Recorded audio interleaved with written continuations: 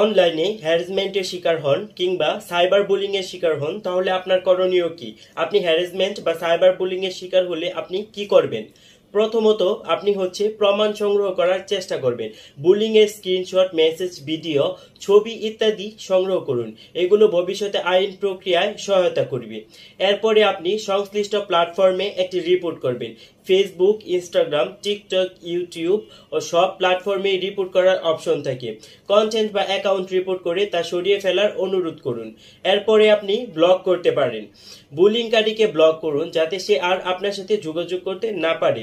এর পরবর্তীতেও যদি উনি না থামে, তাহলে আপনি নিকটস্থ থানায় অভিযোগ করবেন। প্রয়োজন হলে ডিজিটাল নিরাপত্তা আইন 2018 এর অধীনে মামলাও দায়ের করতে পারেন। থানায় জিডি করতে পারে। এর পরবর্তীতে আপনি সাইবার ক্রাইম ইউনিটেও অভিযোগ জানাতে পারেন।